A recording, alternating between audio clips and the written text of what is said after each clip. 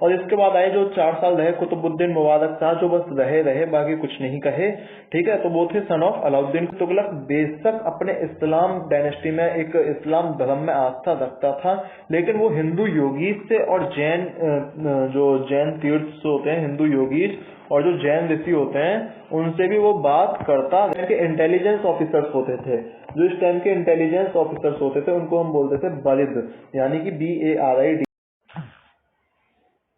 Hello guys, welcome to KNP analysis. तो आज हम डिस्कस करने वाले हैं दिल्ली सल्तनत। इससे पहले 2 सेकंड पार्ट डिस्कस होगा आज ये, ठीक है। इससे पहले अगर हम बात करें तो हम स्लेव डायनेस्टी को भी डिस्कस कर चुके हैं, ठीक है। तो आज डिस्कस करेंगे स्पेशली खिलजी डायनेस्टी और तुगलक डायनेस्टी, 2 डायनेस्टी को डिस्कस करेंगे, पूरा डिस्कस करेंगे। और अगर मैं आपसे बुक की बात करूं तो सतीश चंद्रा बुक से हम डिस्कस कर रहे हैं, ठीक है। तो सबसे पहले वही वाली बात कि KNP एनालिसिस को आपने सब्सक्राइब नहीं किया तो सब्सक्राइब कर देना, वीडियो को लाइक शेयर कर देना, ठीक है। तो चलते हैं नेक्स्ट वीडियो पे। एक और चीज बता दो, इस वीडियो को आप कभी भी देखो सबसे पहले नोट्स जरूर बना लेना, ठीक है। बहुत सारी चीजें ओरली आएंगी, हर चीज नहीं लिखेंगे यहाँ पे, लेकिन बहुत सारी चीजें लिखी भी हुई हैं आगे, तो देख लेना, आपको जो पसंद आए उसे रखते रहना अपने पास, ठीक है। तो शुरुआत करते हैं खिलजी डायनेस्टी। अगर इससे पहले मैं बलबन की बात करूं, 1286 में बलबन की मृत्यु हुई थी, ठीक है। 1286 में जब बलबन की मौत हो गई तो उसने अपने एक जो सक्सेसर बनाया था प्रिंस महमूद को, जब उसने प्रिंस महमूद को अपना सक्सेसर बना लिया, वो भी अपने मतलब राज गद्दी पे बैठने से पहले ही मृत्यु हो गई उसकी। अब बात आती है कि सक्सेसर कौन बनेगा, लड़ाई चलती रही प्रिंस महमूद के बाद। फिर लास्ट में जो सक्सेसर बना इनका, लास्ट में जो सक्सेसर बना वो बना इसका बलबन का पोता, यानी कि बलबन का ग्रैंडसन, ठीक है। लेकिन वो बहुत यंग और इनएक्सपीरियंस था। फिर उसके बाद तुर्किश इन्वेजन भी हुए, बहुत टाइप के इन्वेजन चलने लगे। और अगर इसके बाद की हम बात करें तो एक मिनट रुक जाओ गाइस बस।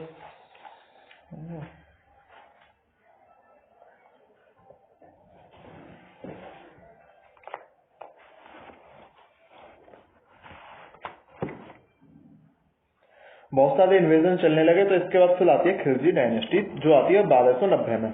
तो चलते हैं आगे, देखते हैं खिलजी डायनेस्टी में क्या है। सबसे पहले एक बार हम ब्रीफ में डिस्कस कर लेते हैं खिलजी डायनेस्टी को। तो 1286 में बलबन की मौत, बलबन का पोता राजा बना, लेकिन वो ना समझता, फिर आए खिलजी।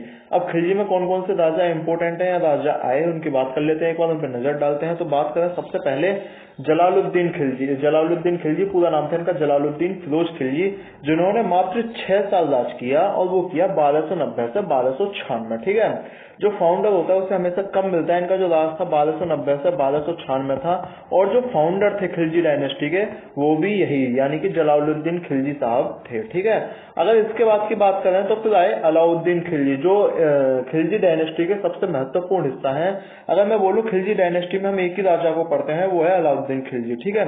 और इसके बाद आए जो 4 साल रहे कुतुबुद्दीन मुबारक शाह, जो बस रहे बाकी कुछ नहीं कहे, ठीक है। तो वो थे सन ऑफ अलाउद्दीन खिलजी के वो बेटे थे, यानी कि अलाउद्दीन खिलजी के बेटे कुतुबुद्दीन मुबारक शाह, ठीक है। राज कैसे कैसे बेटा, जलालुद्दीन 1290 से 1296, ठीक। अलाउद्दीन 1296 से 1316, यानी कि 1316, और ये 1316 से 1320, इनका इस तरह से राज बटा था। हालांकि जब हम इन्हें डिस्कस कर लेंगे तो जैसे अलाउद्दीन खिलजी का नाम क्या है, ये सारी चीजें डिस्कस करते रहेंगे, ठीक है। तो एक थोड़ा सा मैप देख लीजिए, अगर आप इनका मैप देखना चाहें कि कौन कौन सी डायनेस्टी रही थी। अगर मैं स्लेव डायनेस्टी की बात करूं तो स्लेव डायनेस्टी का मैप है। तो स्लेव डायनेस्टी का ये समझ गए होगा आप, ग्रीन वाला हिस्सा। खिलजी डायनेस्टी का आप एक चीज देखिए, अगर मैं थोड़ा सा महाराष्ट्र एरिया से ऊपर कर दूं या मध्य प्रदेश एरिया से ऊपर कर दूं, तो यानी कि पूरा इन्होंने नॉर्थ एरिया अपने कब्जे में ले रखा था। ये थी इनकी किसकी, खिलजी डायनेस्टी की पावर। और सबसे ज्यादा जो सक्सेसफुल रहे इसमें वो रहे तुगलक डायनेस्टी। अगर मैं बोलूं पूरे ओवरऑल इंडिया पर राज किया था तो बिल्कुल सही होगा। अगर इनका थोड़ा सा वेस्ट बंगाल का हिस्सा छोड़ के या थोड़ा सा तमिलनाडु का मदुरई वाला हिस्सा छोड़ के या श्रीलंका हिस्सा छोड़ के बात करी जाए, तो लगभग तुगलक डायनेस्टी ने पूरे इंडिया पे कब्जा किया था। यहाँ तक कि तुगलक डायनेस्टी जो है वो अफगानिस्तान में भी पहुंच गई थी, यहाँ तक कि तुगलक डायनेस्टी अफगानिस्तान में भी पहुंच गई थी, ठीक है। इसके बाद हम बात करते हैं लोधी डायनेस्टी, जिसे हम आज नहीं करेंगे, इसे अगले में करेंगे, ठीक है। तो लोधी डायनेस्टी की बात करें तो लोधी डायनेस्टी एक, मैं बोलूं कि दिल्ली सल्तनत की लास्ट पावर थी, तो ये लोधी डायनेस्टी रहेगी। इसके बाद आ गए थे फिर मुगल्स, इसके बाद कौन आ गए थे, मुगल्स, ठीक है।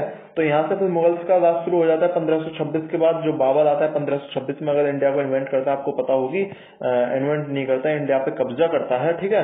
तो ये था एक मैप एरिया। और इसके बाद चलते हैं, फिर शुरुआत करते हैं। सबसे पहले बात करते हैं जलालुद्दीन खिलजी।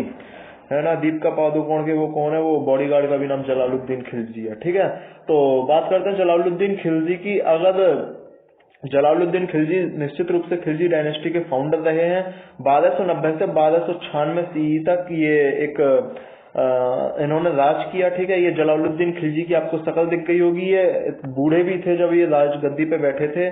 जलालुद्दीन खिलजी की मैं आपको स्पेशलिटी बताऊं, जलालुद्दीन खिलजी जो थे वो असलियत में नॉन तुर्किस थे। वो जलालुद्दीन खिलजी से के आने से नॉन तुर्किस ज्यादा खुश हुए थे कि चलो चलो अब तो अपना राज आ गया।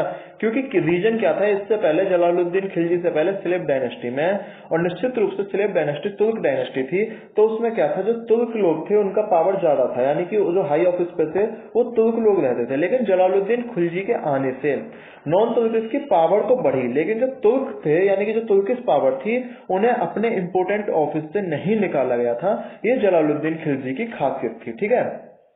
इसके बाद जलालुद्दीन खिलजी जो थे एक दूरदर्शी सोच का बोले तो निश्चित रूप से बिल्कुल सही बात होगी, क्योंकि ये तुर्क क्या चाहते थे, या ये नॉन तुर्किश जो कुछ लोग थे चाहते थे कि इंडिया जो है वो मुस्लिम स्टेट बन जाए, इंडिया जो है वो मुस्लिम स्टेट बन जाए। तब जलालुद्दीन खिलजी का ये कहना था कि भाई जो मुस्लिम एरिया है ना, हमारे यहाँ मुस्लिम एरिया इतना है जितना सब्जी में नमक, ठीक है। तो ये जलालुद्दीन खिलजी का स्टेटमेंट था। उन्होंने बोला था कि India could not be an Islamic state, यानी कि इंडिया में सबसे ज्यादा हिंदू हैं और हिंदू के चलते हुए इंडिया को आप इस्लामिक स्टेट नहीं बना सकते हो, ऐसा जलालुद्दीन खिलजी ने बोला था, ठीक है। अगर इसके बाद हम बात करें कि जलालुद्दीन खिलजी जो थे वो फाउंडर ऑफ खिलजी डायनेस्टी थे ही थे, ठीक है। यहाँ तक कोई दिक्कत नहीं है। 70 साल के थे जब इन्होंने पावर एज्यूम की, और जलालुद्दीन खिलजी जो थे वो अपने अगर आगे की बात करें तो फिर इन्होंने मतलब बर्डन ऑफ मार्चेस, इन्होंने बहुत सारे युद्ध भी लड़े थे नॉर्थ वेस्ट में, इसीलिए पावर में आ गए थे, क्योंकि इनको असली एक्सपीरियंस था बाद लड़ने का। इनको असली एक्सपीरियंस था रीजनल डिस्पैरिटीज का, इनको असली एक्सपीरियंस था कि रीजनल कंडीशंस क्या है, इनको असली एक्सपीरियंस था कि रीजनल नेताओं की ताकत कितनी है, रीजनल जो किंग है उनकी ताकत कितनी है, ठीक है। तो अच्छा, इन्होंने मंगोल्स के खिलाफ, सबसे मजेदार बात ये थी, इन्होंने मंगोल्स के खिलाफ बहुत सारे सक्सेसफुल बैटल लड़े थे, ठीक है। जो बंदा मंगोल्स के खिलाफ लड़ गया है ना, वो तो जीत गया। तो इस वजह से फिर इन्होंने एक पावर अपनी संभाली थी, ठीक है। इसके बाद की अगर बात करते हैं तो फिर इन्होंने जो है बलबन के जो कुछ हार्श एस्पेक्ट, यानी कि एक घटिया और एक जो बोलते हैं क्रूर, जो उनके बलबन ने क्रूरता जो शुरू करी थी, उन्होंने इसे कम करने की कोशिश भी की, है ना। और इसके बाद की अगर बात करें तो ये पहले ऐसे दिल्ली सल्तनत रूलर थे जिन्हें गवर्न, यानी कि एक मेजोरिटी ऑफ पॉपुलेशन जो हिंदूज मुस्लिम्स या जो भी थे, ठीक है, उनका एक समर्थन मिला, है ना। जलालुद्दीन खिलजी को हिंदुओं का भी समर्थन मिला हुआ था, यानी आप कह सकते हो कि खिलजी डायनेस्टी हिंदुओं के समर्थन से ही बनी थी। तो यहां तक मुझे नहीं लगता कि कोई दिक्कत आएगी। अगर बात करें कि इन्होंने एग्जाम्पल दिया बहुत अच्छा कि ही adopted the policy of tolerance, यानी कि उन्होंने एक टॉलरेंस जो लिखा रहता है दिल्ली में, अगर आप कभी वो जीरो टॉलरेंस एरिया है ना, तो वो वाला टॉलरेंस है ये, ठीक है। तो अवॉइडेड, यानी कि हार्श पनिशमेंट, जो कठिन पनिशमेंट थे उन्होंने एकदम कम कर दिए थे, ठीक है। यहाँ तक कि एक इंस्टेंस इन्होंने एक घटना बताई है कि जो मलिक छज्जू था, मलिक छज्जू नेफ्यू ऑफ बलबन, यानी कि बलबन का जो भतीजा था मलिक छज्जू, उसे कारा का गवर्नर रहने दिया। नहीं तो क्या होता था कि जब भी कोई नई डायनेस्टी आती थी, पुराने गवर्नर जो है वो हट जाते थे, जैसे कि इंडिया में हुआ था, और इंदिरा गांधी और जनता गवर्नमेंट के बीच में हुआ था कि भाई तेरे गवर्नर हट गए, तेरे गवर्नर, नौ स्टेट के जो गवर्नर हटे थे, आपको याद होगा, तो सेम ही चलता था डायनेस्टीज में भी, है ना। तो इन्होंने ऐसा कुछ नहीं होने दिया, ठीक है। इसके बाद अगर बात करें तो फिर 1292 में जब ये जलालुद्दीन खिलजी लड़ रहे थे, ठीक है, तो फिर जो छज्जू रिवोल्टेड दोबारा किया, तो फिर इन्होंने कारा का जो गवर्नर है वो अपने नेफ्यू और सन इन लॉ अलाउद्दीन खिलजी को बना दिया था। यानी कि अलाउद्दीन खिलजी की जो शुरुआत करी राजनीति में आने की, सत्ता में आने की, वो किसने करी? जलालुद्दीन खिलजी ने। कहां से शुरुआत हुई? कारा के गवर्नर बनने से। अलाउद्दीन खिलजी की शुरुआत होती है कारा के गवर्नर बनने से, ठीक है। इसके बाद क्या होता है कि पहले आपने सुना होगा कि बेटा बाप को मार रहा है, बाप बेटे को मार रहा है, केवल यही चलता था राज लेने के लिए। तो सेम ही हुआ, जलालुद्दीन खिलजी जो है एक मतलब युद्ध लड़के आ रहे थे। जब युद्ध लड़के आ रहे फिर तो जलालुद्दीन खिलजी के लिए एक स्वागत में दिल्ली में स्वागत में, दिल्ली सल्तनत के जब वापस आ रहे थे वो दिल्ली के लिए, तो स्वागत में एक पुल बनाया गया था, एक नदी पे पुल बनाया गया था, बहुत मजबूत सा पुल, ठीक है।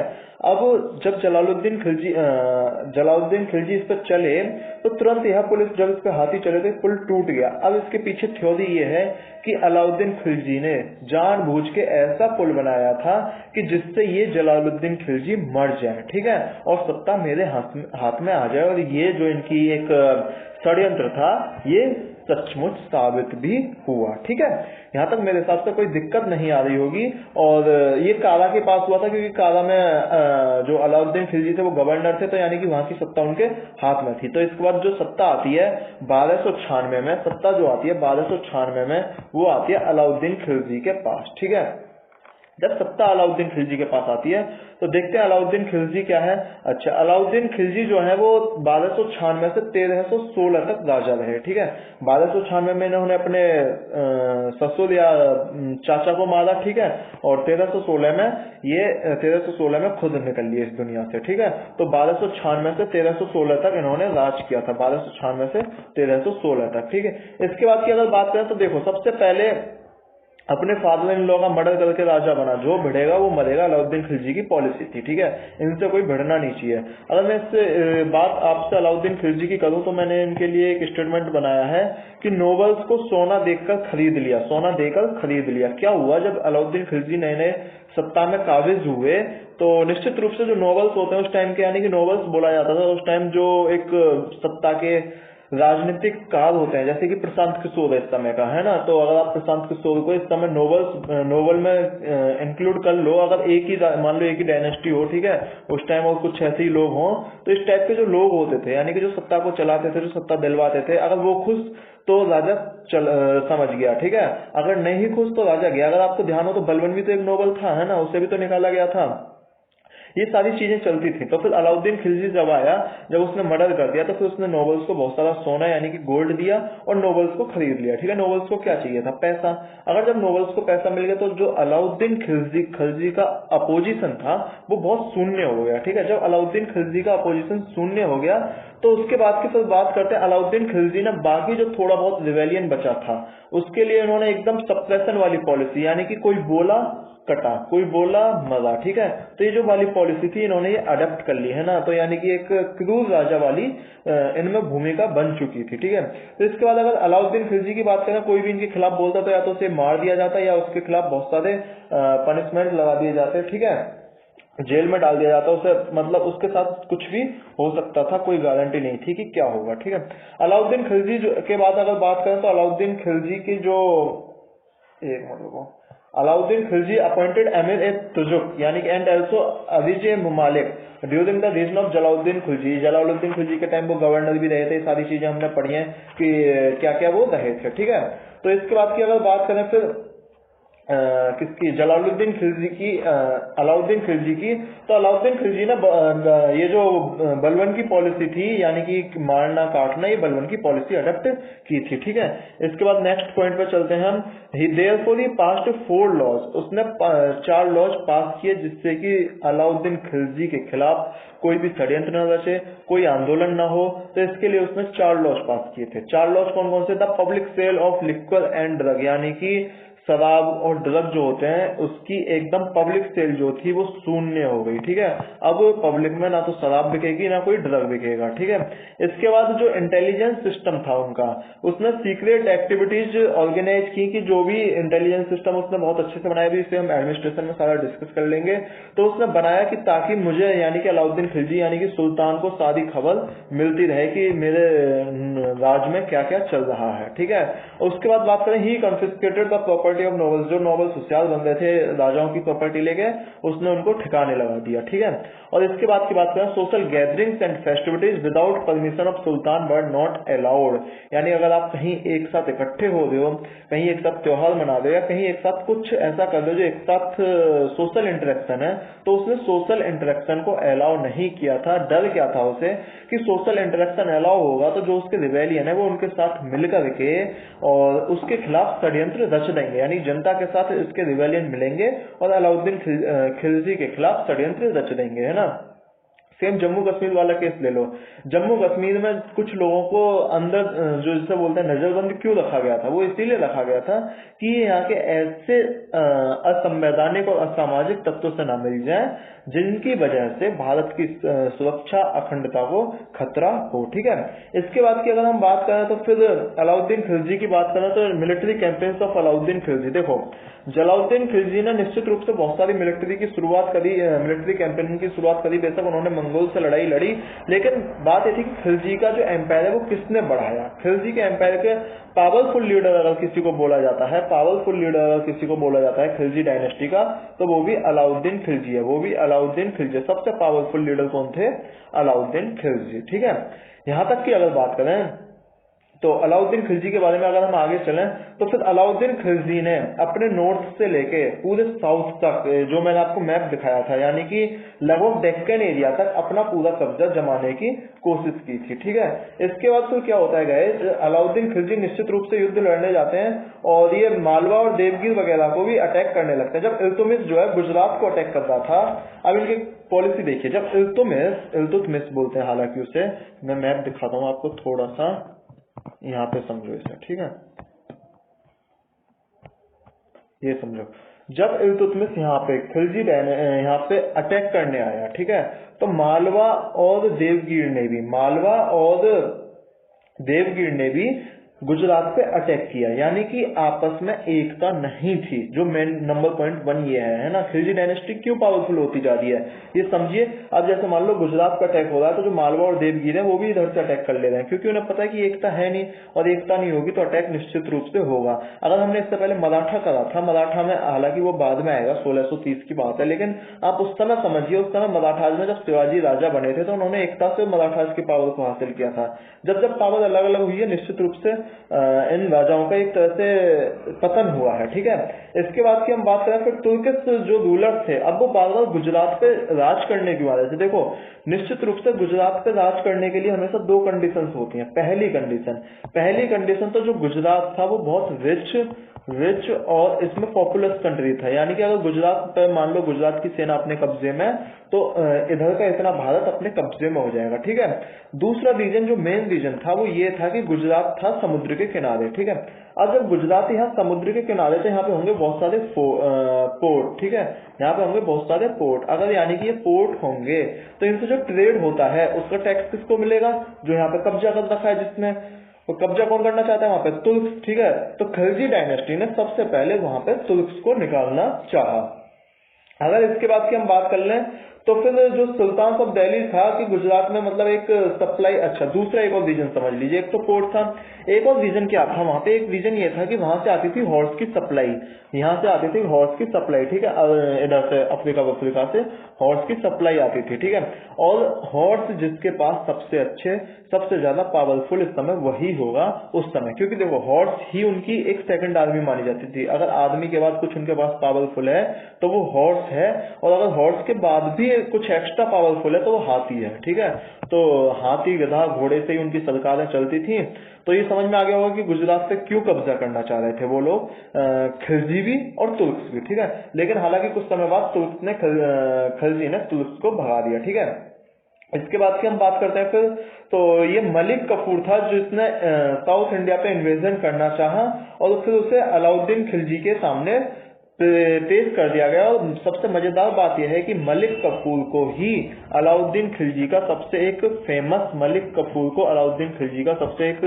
फेमस या एक चहेता नेता माना जाता है, मलिक कफूर को। ठीक है, तो ये मेरे हिसाब से चीजें आपको समझ आ गई होंगी। इसके बाद चलते हैं किस पे? अलाउद्दीन खिलजी पे। एक मिनट रुको, पहुंच गए। ठीक है, तो ये पब्लिक सेल हम कर भी चुके थे, है ना। नोबल्स को कैसे मारना, सोना देकर खरीद के, मिलिट्री कैंपेन हम कर रहे थे। तो जो उनकी थर्ड, अच्छा इसके बाद बात करते हैं परमानेंट। अच्छा, अलाउद्दीन ने परमानेंट स्टैंडिंग आर्मी रख ली, और अलाउद्दीन ही ऐसा पहला बंदा था जिसने आर्मी को कैश में पेमेंट किया, इससे पहले किसी ने, दिल्ली सल्तनत की बात कर रहा हूं मैं, इससे पहले दिल्ली सल्तनत में किसी ने आर्मी को कैश में पेमेंट नहीं किया था। मैं इसका रीजन बता दूं, आर्मी को कैश में पेमेंट करने का रीजन क्या था? आर्मी को कैश में पेमेंट करने का रीजन ये था कि अलाउद्दीन ने मार्केट रिफॉर्म जो है उस पर बहुत काम किया था। मार्केट प्लस एग्रीकल्चर रिफॉर्म जो है अलाउद्दीन खिलजी ने बदल के रख दिए थे, ठीक है। जब भाई एक चीज बताओ, जब ये चीजें बदल गई थी तो अलाउद्दीन क्या काम करता था? थोड़ी सी ही सैलरी देता था, है ना। पिछले टाइम के मुकाबले उन्हें बहुत कम सैलरी मिलती थी, लेकिन जब महंगाई ही कंट्रोल में थी तो उतनी ही सैलरी में उनका काम चल जाता था। हालांकि सैनिक इससे नाराज भी थे, ठीक है। इसके बाद की बात कर लें, फिर उसके बाद मंगोल इन्वेजन आए, तो मंगोल इन्वेजन से आराम से लड़ लिया अलाउद्दीन खिलजी, है ना। उसके बाद फिर ये अब धीरे धीरे इसने राज्यों पे कब्जा करने की कोशिश की। पहले जाता है सबसे पहले गुजरात के पास, जैसा कि मैंने बताया गुजरात में आ रहे थे तुर्क, ठीक है। अब इसने तुर्क को वहां से मार के भगा दिया, ठीक है। और इसके बाद इसने आर्मी जो भेजी थी अपने 2 जनरल के अंतर्गत भेजी थी, नुसरत खां और उलुग खां के, ठीक है। और गुजरात कैप्चर हो गया 1299 में। इसके बाद फिर बात चलती है कि वहां पे एक रूलर थे रायकरण, ठीक है। रायकरण अभी आगे नाम आएगा, रायकरण का ध्यान रख लेना, है ना। एक रायचंद और एक रायकरण, 2 नाम आएंगे, राय राजा, है ना। तो 2 नाम आएंगे, उन्हें ध्यान रख लेना, ठीक है। और इसके बाद अभी समझ लो कि रायकरण गुजरात से भाग गया था, ठीक है। जब रायकरण गुजरात से भाग गया और एक दूसरी जगह, छोटी सी जगह राज करने लगा, ठीक। और उसके बाद मलिक कफूर जो था उसे अलाउद्दीन खिलजी के सामने पेश किया गया और वो एक मिलिट्री कमांडर, या आप बोलो अलाउद्दीन खिलजी का सबसे फेमस चहेता दोस्त बन गया था, ठीक है। इसके बाद बात करते हैं कि राजपूताना। राजपूताना का मतलब क्या होता है? कि राजपूताना का मतलब राजस्थान, ठीक है। सेम राजपूताना मतलब राजस्थान। जैसे ही राजस्थान की तरफ चलने लगा, गुजरात के बाद कौन आता है? राजस्थान, ठीक है।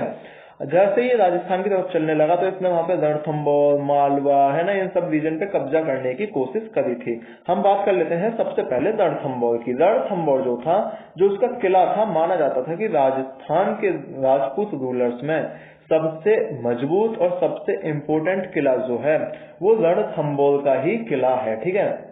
अब था क्या रणथंभौर में, इससे पहले जब अलाउद्दीन खिलजी हमला करने पहुंचा, उससे पहले पृथ्वीराज चौहान जो है वहां पे शासन कर चुके थे, यानी पीआरसी जो है वहां पे शासन कर चुके थे, ठीक है। अब जो उनका सक्सेसर था वो था हमीरदेव, जो सक्सेसर था उनका, यानी कि अगला राजा पृथ्वीराज चौहान से वो था हमीरदेव, ठीक है। हमीरदेव ने कोशिश की कि मेरा राज बच जाए, लेकिन ऐसा हुआ नहीं। हमीरदेव के राज में रणथंभौर पे इन्होंने कब्जा, अलाउद्दीन खिलजी ने कब्जा किया और 1301 में वह फोर्ट अलाउद्दीन खिलजी के पास आया था, ठीक है। अब यहीं पे माना जाता है कि अलाउद्दीन खिलजी के बाद अमीर खुसरो, जो इनके एक फेमस पोइट रहे हैं, अमीर खुसरो जो एक अलाउद्दीन खिलजी के टाइम में फेमस पोइट रहे हैं, अमीर खुसरो नाम लिख लीजिएगा, अमीर खुसरो बहुत इंपॉर्टेंट नाम है। अमीर खुसरो उनके साथ थे अलाउद्दीन खिलजी के साथ। जब वो बताते हैं कि अलाउद्दीन खिलजी जब इस फोर्ट पे कब्जा कर रहा था, जब कब्जा पूरा हो गया तो सबसे पहले जौहर सेरेमनी जो देखी गई वो यहीं पे देखी गई। जौहर सेरेमनी जो देखी गई वो यहीं पे देखी गई। जौहर सेरेमनी में क्या था कि राजपूतों ने सोचा कि अब तो लास्ट ऑप्शन है, हम लड़ने आते हैं, ठीक है। और जो महिलाएं थी वो मरने लगी, वो सुसाइड, मैं सीधे सीधे बोलूंगा तो वो सुसाइड करने लगी थी, ठीक है। इसे नाम दिया गया जौहर सेरेमनी, ठीक। इसके बाद अगर जौहर सेरेमनी की बात करें फिर तो मंगोल्स जो थे वो भी राजपूत से फाइट करने में मर गए थे, लेकिन अलाउद्दीन खिलजी ने राजपूत को भी हरा दिया था, ठीक है। इसके बाद फिर निश्चित रूप से अलाउद्दीन आगे चले और अलाउद्दीन आगे चलने पे पहुंचते हैं फिर डेक्कन और साउथ इंडिया से पहले अलाउद्दीन ने चित्तौड़ गए थे, अलाउद्दीन, ठीक है। अलाउद्दीन गए चित्तौड़। अलाउद्दीन ने चित्तौड़ में जाके क्या देखा? अगर आपने चित्तौड़ की बात सुनी हो तो एक पावरफुल स्टेट था राजपूताना का। 1301 में अलाउद्दीन ने रणथंभौर को कब्जा कर लिया, 1303 में अलाउद्दीन पहुंच चुके हैं चित्तौड़, ठीक है। आप ये मत सोचना कि 2 घंटे का रास्ता है, भाई सेना भी ले जानी है, बहुत सारे काम करना है। अब अलाउद्दीन ने चित्तौड़ को एक तरह से चित्तौड़ पे कब्जा किया। जब अलाउद्दीन ने चित्तौड़ पे कब्जा किया तो वहां जो के राजा थे, राजा रतन सिंह, उनकी पत्नी थी रानी पद्मावती, ठीक है, या रानी पद्मिनी जो उनका नाम है दूसरा। और ये जो चीज लिखी है कि रानी पद्मिनी वाली चीज जो कहानी लिखी है वो लिखी है मलिक मोहम्मद जैसी ने। मलिक मोहम्मद जैसी ने ये कहानी लिखी हुई है। माना जाता है कि ये कहानी लगभग 100 साल बाद लिखी गई, तो इसमें सच्चाई भी है, सच्चाई भी नहीं है, कुछ पता नहीं है क्या है। लेकिन वो गए थे वहां और रानी पद्मावती जो थी उन्होंने जौहर सेरेमनी उन्होंने भी कर ली थी, ठीक है। यानी कि उन्होंने भी जौहर कर लिया था। जौहर का मतलब होता है कि अपनी आत्महत्या कर ली थी, ठीक है। इसके बाद की हम बात करते हैं तो ये जो मतलब पद्मिनी एपिसोड है, ये बहुत ग्राफिकली लिखा गया है। माना जाता है कि भाई जब उस टाइम अमीर खुसरो थे साथ में, तो इन्होंने क्यों लिखा, अमीर खुसरो भी वो बात लिख सकते थे लेकिन नहीं लिखा, जो भी है, ठीक है। उसके बाद फिर ये चलते हैं आगे, यानी कि आते हैं साउथ इंडिया में अलाउद्दीन खिलजी, ठीक है। जब ये अलाउद्दीन खिलजी साउथ इंडिया में आते हैं तो आप देखो, ये गुजरात से चले, गुजरात से राजस्थान, राजस्थान से आने वाले हैं मालवा में, ठीक है। अब ये जब मालवा में आएंगे तो फिर एबल लीडरशिप जो होगी मालवा में, एन उल मुल्क खलजी आर्मी जो है वहां की लीडरशिप थी एन उल मुल्क। अब आप पूछोगे भाई जब बंदा खुद साथ में चल रहा है तो किसी और को ले जाने की क्या जरूरत है, तो मैं आपको इसका एक रीजन बता देता हूँ कि अगर आप किसी के घर जा रहे हो, ठीक है, जब आप किसी के घर जा रहे हो, मान लो किसी के घर पहुंचे आप और आपको वो जगह घूमनी है, जब आप उस जगह को घूमोगे ना तो जो उस घर में आपके साथ का दोस्त है, आपका भाई जो भी है ना, आप उसे साथ में लेके घूमोगे। ऐसा नहीं है कि आप अकेले चल नहीं सकते, लेकिन बात यह है कि उसे वहां की जगह की पता होगी, ठीक है, वहां की जगह का उसे आइडिया होगा, ये भी पता होगी कि कौन सा ब्रेकर कौन से आने वाले, किस पर गाड़ी धीरे चलानी थी, सारी चीजें जो थी। और उस टाइम तो जंगल थे, ठीक है, जंगल से सबसे बड़े बाढ़ जो होते थे गोरिल्ला वारफेयर जिनका नाम दिया जाता है, वो सारे बाढ़ होते थे, तो उनसे भी इनको निकलना था, उनसे भी इनको बचना था, ठीक है। तो इसलिए एक कमांडर अपने साथ लेके चलते थे उसी एरिया का जो था फिर वहां पे एन उल मुल्क, ठीक है। एन उल मुल्क की अगर मैं मालवा की बात करूं तो जब एन उल मुल्क को रख लिया गया तो इससे पहले 1305 में अंडर द एबल लीडरशिप वो लड़े, ठीक है, और 1306 और 7 में, ध्यान रखिएगा, 1306 और 7 में अलाउद्दीन खिलजी ने 2 कैंपेन लॉन्च करी थी, ठीक है। जो पहली कैंपेन थी उनकी वो थी अगेंस्ट रायकरण, जो पहली कैंपेन थी उनकी अगेंस्ट रायकरण, एक राजा थे रायकरण, ठीक है, पहली कैंपेन उनकी रायकरण के खिलाफ थी। जो अगर मैं आपसे रायकरण की बात करूं तो जो इस समय मतलब एक मालवा बॉर्डर पे बगलाना एक जगह थी, मालवा बॉर्डर पे बगलाना एक जगह थी, वहां पे कब्जा करे हुए थे रायकरण। अब कौन से वाले, वही वाले जो अभी रायकरण हमने पढ़े थे, ठीक है। और दूसरी जो इन्होंने सेकंड करी थी वो रूलर ऑफ देवगिरी, यानी कि एक देवगिरी का जो रूलर था, देवगिरी का जो रूलर था, देवगिरी का जो रूलर था वो था राजा राय रामचंद्र, उस पे भी इन दोनों ने कब्जा किया और इन दोनों को इन्होंने हरा लिया। लेकिन हालांकि माना जाता है कि राय रामचंद्र की वैल्यू इतनी थी कि राय रामचंद्र की और रायकरण दोनों की ही इतनी वैल्यू थी कि दोनों को, स्पेशली राय रामचंद्र को एक उसने जब अलाउद्दीन खिलजी से समझौता करने की कोशिश की तो उसे बड़ी इज्जत से और एक तरह से नोबल जैसे उसे अपने सल्तनत में लाया गया, ठीक है, यानी कि राय रामचंद्र की बहुत इज्जत हुई थी, ठीक है। अब इसके बाद जब राय रामचंद्र की इतनी इज्जत होगी तो राय रामचंद्र ने सोचा कि भाई कुछ तो फर्ज ये भी निभा दे, तो राय रामचंद्र ने अपनी बेटी की दिल्ली सल्तनत में शादी कर दी, ठीक है। तो यहाँ तक मेरे हिसाब से चीज आपको समझ आ गई होंगी। और राय रामचंद्र को ही अलाउद्दीन खिलजी ने इस वजह से एक नया टाइटल दिया कि राय रायन, इसमें वह देवगिरी पे शासन करने लगा, लेकिन उसका नाम चेंज हो गया था राय रामचंद्र से राय रायन, ठीक है। और उसने निश्चित रूप से शादी करी दी थी अपनी बेटी की अलाउद्दीन से। तो मेरे हिसाब से आपको चीजें समझ आ गई होंगी। जब 2 कैंपेन उसकी लॉन्च हो गई तो आप देखो देवगिरी यानी कि लगभग कर्नाटक के एरिया तक पहुंच चुका है, अलाउद्दीन खिलजी कर्नाटक के एरिया तक अब पहुंच चुका है, ठीक है। जब अलाउद्दीन खिलजी कर्नाटक के एरिया पे पहुंचा तो फिर 1309-1311 में मलिक कफूर ने दोबारा से 2 हरकतें की, 1309 में और 1311 में। मलिक कफूर ने क्या किया इस बार 1309-1311 में, 2 थी उसने, एक तो बारंगल और एक बारंगल तेलंगाना में है, एक बारंगल तेलंगाना में है, बारंगल तेलंगाना में, ठीक है। और रुको एक मिनट, द्वार समुद्र है दूसरी, ठीक है, बारंगल तो तेलंगाना में है, बारंगल पे है ना, और जो दूसरी उसकी टेरिटरी थी उसका नाम था द्वार समुद्र, DWAR, द्वार समुद्र, जो कि एक तमिलनाडु का हिस्सा माना जाता है, तमिलनाडु कर्नाटक के बॉर्डर पे ही है द्वार समुद्र, ठीक है। तो इस पे 1309 और 1311 में हमले हुए, दोबारा मलिक कफूर ने हमले किए और ये फिर अलाउद्दीन खिलजी की डायनेस्टी में यानी कि दिल्ली सल्तनत के ही अंतर्गत आ गए, ठीक है। ये थी अलाउद्दीन खिलजी की मिलिट्री पावर, है ना। अगर इसके बाद मिलिट्री पावर की बात करें तो अलाउद्दीन खिलजी जो है, जो वहां पे डायनेस्टी थी, यादव से देवगिरी के, ककतियास बारंगल के, होयसाला द्वार समुद्र के और पांड्यास मदुरई के, इन सबको मलिक कफूर ने हरा दिया था, ठीक है। इसके बाद अगर हम बात करें तो फिर रामचंद्र जो मैंने आपको चीजें सारी बता दी, इसके बाद मुझे नहीं लग रहा कि यहाँ पे कुछ बचा होगा, ठीक है। और अकॉर्डिंग टू अमीर खुसरो, मलिक कफूर रामेश्वरम बिल्ड। हाँ, अमीर खुसरो जब रामेश्वरम से दूर पहुंचा तो उसने एक मॉस्क्यू बनवाई थी वहां पे, यानी कि एक मस्जिद बनवाई थी, और दिल्ली ह्यूज वेल्थ के साथ पहुंचा था। मैं एक और चीज बता दूं, ह्यूज वेल्थ के साथ क्यों पहुंचा था, क्योंकि साउथ इंडिया में बहुत सारा पैसा था, साउथ इंडिया में बहुत सारी दौलत थी, क्योंकि जितने भी आप अगर अब तक इन्वेजन पढ़ोगे तो वो सारे नॉर्थ इंडिया पे हुए थे, ठीक है। आपने मोहम्मद गौरी पढ़ा हो, आपने मोहम्मद गजनवी पढ़ा हो, यानी कि आपने जितने भी इन्वेजन पढ़े थे किस पे हुए, सारे नॉर्थ इंडिया पे, यानी कि साउथ इंडिया पे अभी तक कुछ हुआ नहीं है। और साउथ इंडिया वैसे भी एग्रीकल्चरल भी और प्रोडक्टिविटी के इसमें भी हमसे यानी कि नॉर्थ इंडिया से आगे है ना, आगे है और आगे था, ठीक है। तो उस वजह से साउथ इंडिया पे हमले कम हुए और इस वजह से साउथ इंडिया में बहुत ज्यादा दौलत बाकी थी, ठीक है। वेस्ट बंगाल और बिहार का भी यही रीजन आ जाता है। तो भाई साहब अलाउद्दीन खिलजी की जो मौत हो गई वो 1316 ईस्वी में अलाउद्दीन खिलजी जो है वो निकल लिए इस दुनिया से। अच्छा, अब बात मजे की बात सुन लो। अलाउद्दीन खिलजी बिल्कुल अनपढ़ इंसान, अलाउद्दीन खिलजी बिल्कुल अनपढ़ इंसान। अभी तो आपने उसकी खाली मिलिट्री पावर देखी है, ठीक है। अभी तो उसके एग्रीकल्चर रिफॉर्म्स देखना, अभी तो उसके मार्केट रिफॉर्म्स देखना, कितना मजा आने वाला है ना। तो अनपढ़ इंसान अगर इतने रिफॉर्म कर रहा है तो उस समय के लिए एक बहुत बड़ी बात थी, यानी कि माना जाता है कि अलाउद्दीन खिलजी जो है वो एक जिससे बोलते हैं ना कि होशियार टाइप रहा होगा, तो अलाउद्दीन खिलजी वही रहा होगा, ठीक है। और मलिक कफूर को अगर इसमें मैं थोड़ा सा एक और चीज ऐड कर दूं, मलिक कफूर को एक नया टाइटल दिया था मलिक नायब का, ठीक है। तो वो भी अलाउद्दीन खिलजी ने दे दिया था, नायब, ये रहा मलिक नायब का एक अलाउद्दीन खिलजी ने नया टाइटल दे दिया था, Malik Kafur by appointing him नायब मलिक ऑफ द एम्पायर, ठीक है। इसके बाद की हम बात करते हैं तो उसने हालांकि पोएट्स जो थे अमीर खुसरो और अमीर हसन उसके यहाँ रहते थे।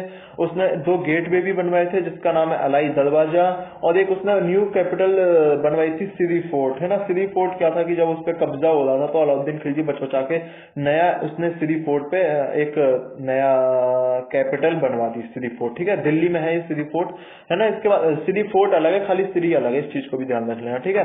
तो अलाउद्दीन ने 2 टाइटल एज्यूम किए थे, टाइटल एक एज्यूम किया था अलाउद्दीन ने, सिकंदर ए आजम। अलाउद्दीन ने कौन सा टाइटल एज्यूम किया था, सिकंदर ए आजम, ठीक है। और इसके बाद इसने अलाउद्दीन खिलजी ने जो तूती ए हिंद जो टाइटल दिया था वो अमीर खुसरो को दिया था। तूती ए हिंद जो टाइटल दिया था इसने अमीर खुसरो को दिया था। और अगर मैं अलाउद्दीन खिलजी के रियल नेम की बात करूं तो अलाउद्दीन खिलजी का जो रियल नेम था वो था अली गुरसा सब, अली गुरसा सब, ठीक है। तो वो अलाउद्दीन खिलजी का रियल नेम था। यहाँ तक बताओ, यहाँ तक कोई कंफ्यूजन हो तो। और बात कर लेंगे जिसमें चोर मीनार और कैपिटल, ये तो हमने सब डिस्कस कर लिया। एक और चीज समझ लो, अमीर खुसरो में मुझे याद आ रहा है तो अमीर खुसरो जो मतलब एक वाद्य यंत्र जो बजाता था वो था सितार। अमीर खुसरो जो वाद्य यंत्र बजाता था वो था सितार, ठीक है। अब माना जाता है कि भाई फर्स्ट म्यूजिकल इंस्ट्रूमेंट कौन सा था, तो फर्स्ट म्यूजिकल इंस्ट्रूमेंट था वीणा, जिसे बजाया था समुद्रगुप्त ने, जिसे बजाया था समुद्रगुप्त ने, ठीक है। तो ये चीजें हैं अमीर खुसरो के बारे में, पर्सनल चीजें हैं अमीर खुसरो के बारे में। फर्स्ट इंस्ट्रूमेंट मैंने आपको बता दिया वीणा, ठीक है, समुद्रगुप्त। तो अपन पे ऐसा देगा। अब इसमें मिलिट्री रिफॉर्म में क्या क्या एक चेंज किए, मिलिट्री रिफॉर्म यानी कि सैनिकों के घोड़ों के, गधे तो खैर थे नहीं, है ना। तो इसके लिए इसने क्या क्या चेंज किए। तो अपन पैसा देगा का मतलब है, मैंने जैसा कि बताया, यही ऐसा बंदा था जिसने सबसे पहले दिल्ली सल्तनत में कैश में पेमेंट देना शुरू किया। बोला कि तुम कैश में पेमेंट लो, इसके ये जो रेवेन्यू की झंझट में मत पड़ो, मेरा काम करो सही से, ठीक है। इसके अगर हम बात करें तो एक हिस्टोरियन है फरिश्ता, वो भी अलाउद्दीन खिलजी के टाइम आए थे। अमीर खुसरो अलाउद्दीन खिलजी के टाइम के पोइट थे। तो उन्होंने फरिश्ता बताता है कि भाई उसके पास 4,75,000 कैवेलरी मैन थे, कहीं कहीं ये आपको डाटा 6 लाख भी मिलेगा, है ना। तो इतने कैवेलरी मैन थे। और वो उनका हुलिया भी बताता है कि लंबे चौड़े और इस टाइप के, है ना, वो उनका हुलिया बताता है, ठीक है। अगर इसके बाद की मैं आपसे बात करूं फिर इसके इंटरनल रिफॉर्म क्या रहे, तो हम इसमें इंटरनल रिफॉर्म डिस्कस करने वाले हैं। तो अच्छा, ठीक है, इंटरनल रिफॉर्म डिस्कस करते हैं। इसके अलाउद्दीन ने 4 अलग अलग मार्केट बनाए थे। अलाउद्दीन ने 4 अलग अलग मार्केट बनाए थे। पहला था उसका एक फूड ग्रेन के लिए यानी कि अनाज के लिए, दूसरा मार्केट था उसके स्लेव्स के लिए, तीसरा मार्केट था उसके कपड़ों के लिए, ठीक है, और जो चौथा मार्केट था वो यानी कि अगर आपको कुछ अलग टाइप से लेना है, जैसे कि मैं बोलूं कमोडिटीज या हॉर्स, है ना, ये जो चीज थी, ये सारी चीजें जो बची, ठीक है। इसके बाद हम बात कर लेते हैं कि चार, जब उसने अलग अलग मार्केट बना दी, cloth, sugar, dry fruit, oil, butter, third for horse, cattle, slaves and fourth market for miscellaneous commodities, ठीक है। तो चार मार्केट में उसने हर एक मार्केट में एक नया ऑफिसर बनाया जिसका नाम था सहना ए मंडी, है ना। सहना ए मंडी का मतलब है कि भाई जैसे मान लो ये वाला मंडी है, ये वाली मार्केट है कोई, तो इसका एक ऑफिसर होगा वो जो नजर रखेगा, ठीक है। इसमें एक नजर रखने के लिए जो बंजाराज थे, जो बंजाराज बनिया को बोलते हैं, यानी कि जो ट्रेड करते हैं बंजाराज, है ना, उनको भी रजिस्टर्ड होने की आवश्यकता थी। ये अलाउद्दीन खिलजी का एक बोले तो मार्केट रिफॉर्म था, ठीक है। उनको भी रजिस्टर्ड करना पड़ता था, जितने मंडी में है सबको रजिस्टर्ड होना पड़ता था। तो ये सारी चीजें इसके साथ साथ चल रही थी, ठीक है। इसके बाद की अगर हम बात करें तो अलाउद्दीन खिलजी ने एक आगे की बात देख लेते हैं कि अलाउद्दीन खिलजी ने क्या किया। Each market was the supply of grain was ensured by holding stock in government store house. अब मैं आपको एक और चीज बता दूं, अलाउद्दीन खिलजी ने क्या किया, जो बीच में इंटरमीडिएट थे, यानी कि इकता सिस्टम जो था, अलाउद्दीन खिलजी ने खत्म कर दिया। बोला सीधा सीधा रेवेन्यू स्टेट को, यानी कि मुझे दो, ठीक है। और रेवेन्यू जो कर दिया वो कर दिया था अलाउद्दीन खिलजी ने 50%। बोला इतना आप मुझे दो, बाकी आप आराम से जिंदगी जियो। तो जब ये हो गया 50% रेवेन्यू होगा तो स्टेट के पास रेवेन्यू बहुत आना शुरू हो गया, ठीक है। स्टेट के पास जो फूड प्रोडक्शन था वो बहुत आना शुरू हो गया। जब स्टेट के पास फूड प्रोडक्शन आना शुरू हो गया तो निश्चित रूप से फूड प्रोडक्शन जो है वो किसानों को लो प्राइस पे बेचना पड़ा, ठीक है। अब जब लो प्राइस पे बेचना पड़ा तो बंजाराज उनसे खरीदते थे और वो लाके फिर मंडी में बेच देते थे। जैसा कि हालांकि मंडी में वो ज्यादा तेज भी नहीं बेच पाते थे क्योंकि रजिस्टर्ड होते थे और मंडी पूरा सहना ही मंडी के अंतर्गत चल रही थी, तो बंजाराज को भी इतना फायदा नहीं हो रहा था, ठीक है। इसके बाद की अगर हम बात करें तो every merchant was registered under, ये हमने सब डिस्कस कर लिया। और उनके जो सीक्रेट एजेंट्स थे, यानी कि मान लो कोई भाई घपला तो नहीं कर रहा, ठीक है, तो सीक्रेट एजेंट के लिए अलाउद्दीन खिलजी ने एक नई पोस्ट एस्टेब्लिश की जिसे बोलते थे मुहियास जो थे वो उनके एक जासूस थे, वो आके बताते थे कि भाई साहब ऐसा ऐसा हो रहा है, तुम ऐसे ऐसे देख लो, ठीक है। इसके बाद बात करते हैं, अगर कोई भी सुल्तान के ऑर्डर का वायलेशन कर देता था तो भाई वो भी उसे दंड मिलता था, ठीक है। अब बात करते हैं लैंड रेवेन्यू स्टेट में, लैंड रेवेन्यू सेटलमेंट एडमिनिस्ट्रेशन में क्या हुआ। तो स्टेट ऑफिस मेजर ने land fix land revenue accordingly, ये मेरे हिसाब से मैं आपको सब कुछ बता चुका हूँ, ठीक है। अलाउद्दीन खिलजी में मैं आपको दो तीन चीजें और बताना चाह रहा हूँ। देखो अलाउद्दीन खिलजी में सबसे पहले हॉर्स की ब्रांडिंग भी इम्पोर्टेंट थी कि आपके पास कौन सा हॉर्स रहेगा। अलाउद्दीन खिलजी ने जो गुड हॉर्सेस थे वो रीजनेबल प्राइसेस पे आर्मी में रखे जाते थे, ठीक है। अगर मैं इसके बाद की बात करूं तो गुड क्वालिटी हॉर्स जो था वो खाली स्टेट को बेचा जा सकता था। अगर आपके पास गुड क्वालिटी हॉर्स है कोई तो वो खाली आप उसे स्टेट को बेच सकते हो, इसीलिए इन्होंने हॉर्स के दाम भी रजिस्टर्ड कर रखे थे, ठीक है। माना जाता है कि जब अलाउद्दीन ने कैश में सोल्जर्स को कैश में देना शुरू किया तो इसने बहुत सारे ये जो सारी बैन लगाए थे, है ना, कि आप इतना बेचोगे, इतना कुछ है, इतना कुछ है। जैसे भी जो गेहूं है, ठीक है, जो गेहूं है वो 7.5 जीटल गेहूं, जो 7.5 जीटल, ठीक है, 7.5 जीटल्स एक आदमी बेचेगा, ठीक है, एक आदमी के लिए इतना, ठीक है। बादले जो है वो 4 जीटल्स, बादले जो है वो 4 जीटल्स, बादले 4 जीटल्स के आधार पे, है ना। तो ये बस आपको डाटा याद रखना है, याद भी रखो चाहे मत रखो। और राइस जो है वो 5 जीटल्स था, राइस जो है वो 5 जीटल्स था, है ना, 5 जीटल्स पर मैन, ठीक है। तो ये चीजें थी जो अलाउद्दीन खिलजी ने रिफॉर्म किए थे। और अगर मैं इसके बाद की बात करूं, अलाउद्दीन खिलजी ने माना जाता है कि जो, हाँ, इसका हिंदू मुस्लिम एंगल वाला मैं बताना चाह रहा था कि हिंदू मुस्लिम एंगल उस टाइम आए थे खिलजी डायनेस्टी में मुल्तान ट्रेडर्स। तो बताया जाता है कि मुल्तान ट्रेडर्स के लिए अलाउद्दीन खिलजी ने एक ये सारी सुविधाएं की थी जिससे कि हिंदू ट्रेडर्स को नुकसान हो। तो लेकिन ऐसा तो नहीं है कि हिंदू ट्रेडर्स ही खाली व्यापारी थे, है ना। अब जैसा मैंने बताया मुल्तान या कुछ मुसलमान भी व्यापारी थे, तो नुकसान तो उनको भी होने वाला है। हालांकि ज्यादातर हिंदू थे लेकिन नुकसान तो सबको ही होने वाला है, ठीक है। इसके बाद अगर हम बात करें तो फिर although Balbani that this all major mentioned it is clear that they were the danger posed by Mongols, इसमें ऐसा कुछ बचा नहीं है जो हम डिस्कस करने वाले हैं। अलाउद्दीन खिलजी के हिसाब से, मेरे हिसाब से अलाउद्दीन खिलजी खत्म हो गया है, ठीक है। इसके बाद आता है फिर अच्छा, अलाउद्दीन खिलजी के जो मार्केट रिफॉर्म थे वो उसकी डेथ के साथ ही खत्म हुए, ठीक है, उसकी डेथ से पहले खत्म नहीं हुए। और अलाउद्दीन खिलजी की मार्केट पॉलिसी जो थी वो यानी कि मोहम्मद बिन तुगलक ने भी कॉपी करने की कोशिश की, सोचा कि मैं भी कुछ कर जाऊं जो अगर मुझसे पहले इतना हुआ, लेकिन हुआ उससे कुछ नहीं।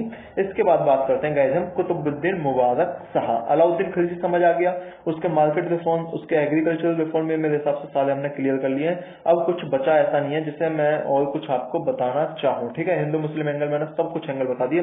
बात करते हैं कुतुबुद्दीन मुबारक शाह। कुतुबुद्दीन मुबारक शाह को मलिक कफूर ने बनाया था, ठीक है।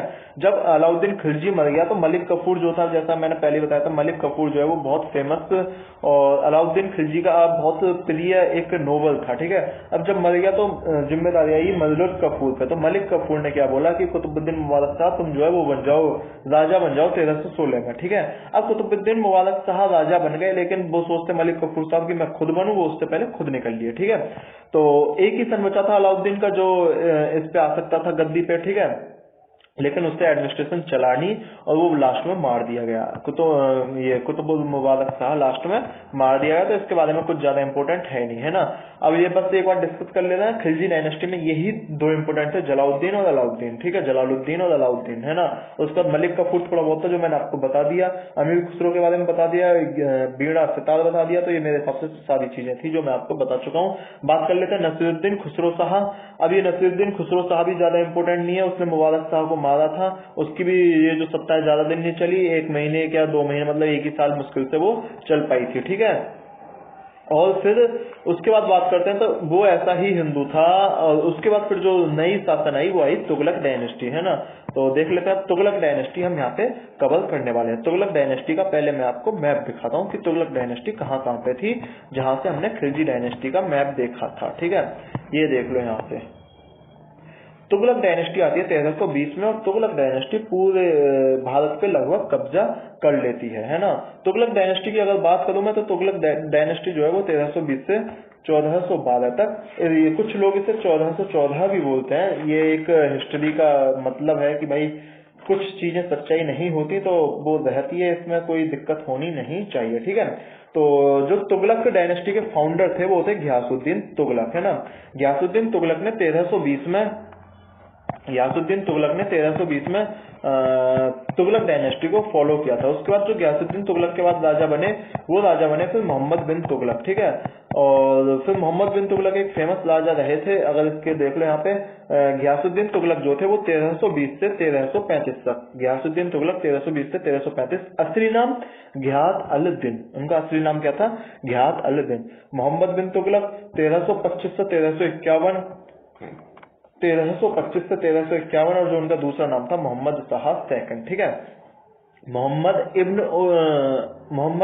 ये 1351 मार्च में रहे थे। और उसके बाद फिर जो इम्पोर्टेंट है इसमें 2-3 इम्पोर्टेंट है, मोहम्मद घियासुद्दीन तुगलक, मोहम्मद बिन तुगलक और फिरोज शाह तुगलक। 1351 से 1388 मोहम्मद बिन तुगलक के कजिन, ठीक है। बाकी इनके ये इस वाले का तो नाम पढ़ लो, पेपर में आते नहीं है, हालांकि कुछ नाम मैं आपको आगे भी पढ़वा रहा हूँ कौन कौन से हैं, ठीक है। ये राजा बने, हालांकि कहीं भी ये पूछे नहीं जाएंगे कि घियासुद्दीन, सॉरी एक मिनट,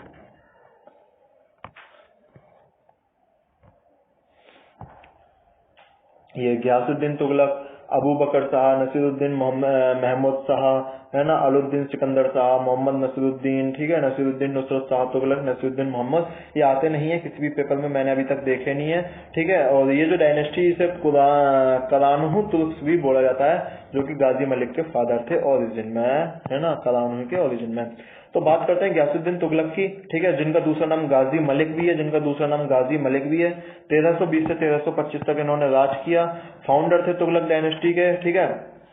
इन्हें तुगलक क्यों बोला जाता है, मैं एक और चीज बता दूं, या तुगलक क्यों बोला जाता है, इन्होंने तुगलकाबाद एक स्ट्रॉन्ग फोर्ट है दिल्ली में, तो दिल्ली में अगर जो रहते हैं उनको पता होगा कि तुगलकाबाद एक जगह है ना। तो उसका फाउंडेशन इन्होंने ही किया था, यानी कि कौन है, घियासुद्दीन तुगलक ने ही किया था, ठीक है।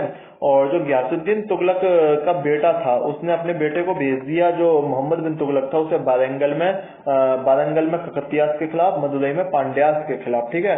तो यहाँ से मोहम्मद बिन तुगलक के पंख निकलने शुरू हो गए थे, यानी कि यहाँ से मोहम्मद बिन तुगलक जो है चीजों को समझने लगा था, है ना। इसके बाद की अगर बात करें तो फिर मोहम्मद बिन तुगलक की बात करें तो अगर पहले गयासुद्दीन तुगलक की बात करें, इसके बारे में कुछ है नहीं ज्यादा बात करने के लिए। तो उसकी जो रिलेशनशिप थी सूफी सेंस से, एक निजाम दिन औलिया वो जो थी एक रिलेशनशिप अच्छी नहीं थी, यानी कि जो ये सूफी सेंट थे इसे रिकॉग्नाइज नहीं कर रहे थे, रिकॉग्नाइज नहीं कर रहे थे, वो मान के नहीं दे रहे थे कि भाई तू दिल्ली सल्तनत पे राज कर ले, ठीक है। तो इसके बाद माना जाता है कि जौना खान जो है उसने अपने फादर को मार दिया, यानी कि मोहम्मद बिन तुगलक ने जो है अपने पिता को मार दिया केवल राज लेने के लिए, और 1325 में वो शासन करने लगा, ऐसा मोहम्मद बिन तुगलक के बारे में माना जाता है, ठीक है। इसके बाद हम बात करते हैं तो मोहम्मद बिन तुगलक की, आगे चलते हैं, एक मिनट रुक जाओ। मोहम्मद बिन तुगलक की बात करें तो मोहम्मद बिन तुगलक कहीं कहीं बुक में 1324 में मिल जाएगा आपको, मोहम्मद बिन तुगलक जो वो 1324 मिल जाएगा, और इनका जो शासन खत्म हुआ था मोहम्मद बिन तुगलक का वो 1351 में खत्म हुआ था, ठीक है।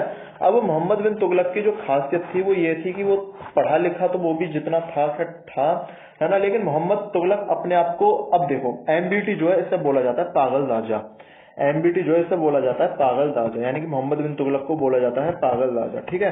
इसके बाद जो दूसरा नाम आता है एक लंपट राजा, लंपट राजा, लंपट राजा किससे बोला जाता है, ये मोहम्मद बिन तुगलक का नाम नहीं है, लंपट राजा बोला जाता है जहांदर शाह, जहांदर शाह, ठीक है, लंपट राजा बोला जाता है जहांदर शाह को, ठीक है। और इसमें एक और टाइटल आता है और उस टाइटल का नाम होता है रंगीला राजा, रंगीला राजा बोला जाता है मोहम्मद शाह को, एक मिनट रुक जाओ, रंगीला राजा जो बोला जाता है वो बोला जाता है मोहम्मद शाह को, ठीक है, ये ऐसे लिखा जाता है रंगीला राजा कौन बना, मोहम्मद शाह, है ना। तो ये तीन है, अब बस आप इतना ध्यान रख लो कि जो कौन है मोहम्मद बिन तुगलक है इसे पागल राजा के नाम से बोलते थे। तो ये सन की राजा मैंने लिखा है, पागल राजा लिखना है, सन की भी नहीं, इसे पागल कर लो, ठीक है, ये है ना पागल राजा, ठीक है। अगर मैं इसके बाद की बात करूं आपसे तो हिस्ट्री कैरेक्टर में सबसे इम्पोर्टेंट, सबसे फेमस, सबसे उल्टे सीधे कदम करने वाला यही एक राजा है। उल्टे सीधे का मतलब है सबसे ज्यादा एक्सपेरिमेंट करने वाला, ठीक है, जिसके अगर एक्सपेरिमेंट फेल हो जाए तो उसे ऐसे ही बोलते हैं कि इसने उल्टे सीधे कदम करे। सेम वही वाला है कि अगर आपका एग्जाम क्रॉस हो जाए तो कि भाई बंदा पढ़ने में बहुत होशियार रहा, परिवार वाले खुश, ना हुआ तो पड़ोसी खुश कि कुछ ना करे, हमें तो पहले ही पता ही इससे कुछ होना ही नहीं है ना। तो उसने बहुत सारे रिफॉर्म्स इंट्रोड्यूस किए थे मोहम्मद बिन तुगलक ने। उसके रिफॉर्म से पहले मैं आपको उसके कुछ रिलीजियन बात बता दूं कि मोहम्मद बिन तुगलक बेशक अपने इस्लाम डायनेस्टी में एक इस्लाम धर्म में आस्था रखता था, लेकिन वो हिंदू योगीज से और जैन जो जैन तीर्थ होते हैं, हिंदू योगीज और जो जैन ऋषि होते हैं उनसे भी वो बात करता रहता था, ठीक है, समय समय में बात करता रहता था, उनकी सुनता रहता था। और जैन में तो ये भी बताया जाता है कि एक जिन प्रभा सूरी एक बहुत फेमस जैन, उस टाइम के जैन गुरु थे, उनको बुला के मोहम्मद बिन तुगलक ने एक बहुत लंबी चौड़ी बातचीत भी की थी, ठीक है। और जो मोहम्मद बिन तुगलक था वो इतना एक होशियार था कि वो ऐसे नहीं रहता कि अच्छा चल तू मेरा खास है तू इस वाली पोस्ट को ले ले, नहीं, बेसिस ऑफ मेरिट पे वो पोस्ट देता था, बेसिस ऑफ मेरिट पे वो पोस्ट देता था, ठीक है, यानी कि मेरिट के आधार पे उसे पोस्ट देना बहुत पसंद था, ठीक है। इसके बाद की अगर हम बात कर लें तो मोहम्मद, सबसे पहले बात कर लें उसने ट्रांसफर ऑफ कैपिटल, यानी कि उसने अपनी जो राजधानी थी वो दिल्ली से देवगिरी जो है वो ट्रांसफर करी थी, ठीक है, दिल्ली से देवगिरी। देवगिरी की एक स्पेलिंग भी होती है DEOGIR, इसमें हालांकि देवगिरी लिख रही है तो मुझे ये वाली स्पेलिंग पता है ना, ये मुझे पता नहीं सही है या गलत है, ठीक है। तो लिखी तो मैंने ही है, हालांकि मैंने कहीं से कॉपी पेस्ट ही मारा है। तो देवगिरी की ये राजधानी थी, तो उसने अपनी दिल्ली से देवगिरी राजधानी चेंज कर ली थी, ठीक है। और उसने बोला कि जो मेरी नई राजधानी है उसमें सारी पॉपुलेशन वहीं पे चलो। तो आधी पॉपुलेशन तो रास्ते में जाते जाते मर गई, ठीक है, या जो कुछ सैनिक थे उसके वो आधे रास्ते में जाते जाते मर गए। हालांकि देवगिरी का बाद में उसने नाम फिर दौलताबाद कर दिया था, ठीक है। तो जब दौलताबाद हो गया तो फिर उसे देवगिरी में कुछ समय रहने के पश्चात लगा कि भाई चलो मैं देख लेता हूँ कि कैसा शासन चल रहा है। उसने सोची कि देवगिरी से मैं क्या करूंगा, साउथ को भी संभाल लूंगा और नॉर्थ को भी संभाल लूंगा, उसने ऐसा सोची थी। लेकिन उसे पता पड़ गया लास्ट में आते आते कि जैसे दिल्ली से साउथ नहीं समझ सकता ऐसे ही देवगिर से नॉर्थ नहीं समझ सकता, ऐसे ही देवगिर से नॉर्थ नहीं समझ सकता। और फिर वो अपनी नॉर्थ यानी कि दिल्ली में वापस आ गया, ठीक है। तो इसके बाद अगर बात करें तो जो मोहम्मद बिन तुगलक का सबसे बड़ा एक रिवेलियन था, ठीक है, वो मोहम्मद बिन तुगलक का ही कजिन था जिसका नाम था गुरसाफ, ठीक है। मोहम्मद बिन तुगलक का यही एक रिवेलियन था जो बहुत तगड़ा रिवेलियन माना जाता है, ठीक है। उसके बाद हालांकि माना था कि इसे सेकंड कैपिटल बनाया जाए परमानेंट देवगिरी को, लेकिन लोगों को ये चीजें पसंद नहीं आ रही थी, ठीक है। इसके बाद की अगर हम बात करते हैं तो फिर नेक्स्ट पेज पे आते हैं। तो मोहम्मद बिन तुगलक जो उसने एक फिर टोकन करेंसी इंट्रोड्यूस की, उससे लगा कि अच्छा अब ये नहीं हो रहा मुझसे, तो चलो अब मैं टोकन करेंसी इंट्रोड्यूस करता हूँ। हालांकि उससे पहले मंगोल्स ने टोकन करेंसी को बहुत एक सक्सेसफुल इंट्रोड्यूस किया था, जो कि सिल्वर टोकन करेंसी थी, ठीक है। लेकिन मोहम्मद बिन तुगलक ने जो करेंसी इंट्रोड्यूस की थी वो थी ब्रॉन्ज करेंसी, और लास्ट में हालत ये हुई कि इसके महल के सामने ब्रॉन्ज करेंसी का एक बहुत बड़ा ढेर लगा पड़ा रहा था, ठीक है। तो ब्रॉन्ज करेंसी की जो वैल्यू रखी गई थी वो सेम एज सिल्वर करेंसी रखी गई थी, लेकिन नुकसान क्या हुआ कि जनता जो है ना वो बहुत चालाक है, जनता ने खुद से ही ब्रॉन्ज करेंसी बनानी शुरू कर ली। अब जो असली नकली की पहचान है वो हो गई खत्म। जब असली नकली की पहचान खत्म तो राजा को होने लगा नुकसान। जब राजा को नुकसान होने लगा तो उसने लास्ट में बोला कि चल यार मैं नहीं कर रहा करेंसी, यानी कि उसने जो करेंसी है वो एकदम बंद कर दी, ठीक है। तो ये इसमें भी फेल, यानी कि इस पर करेंसी भी सही से नहीं चली, इस पर कैपिटल भी सही से नहीं चली। अब बात करते हैं टैक्सेशन एंड दोआब, यानी कि उसने टैक्सेशन किस आधार पे लगाया है। एक मिनट रुकोगे आप जरा, है ना। अब बात करते हैं टैक्सेशन उसने किस आधार पे लगाया है। अब निश्चित रूप से उससे पैसे में बहुत बड़ा नुकसान हो रहा था, लेकिन उसके बाद जब हिस्टोरियन कुछ घूमने आए तो उन्होंने बोला कि इसे जितने पैसे का जिस हिसाब से बताते हैं कि इसे ऐसा ऐसा नुकसान हुआ, कैपिटल भी चेंज हो गई, इसकी टोकन करेंसी भी नहीं चली, हमें लगा नहीं इसके राज्य में कि ऐसा कुछ हुआ था, ठीक है।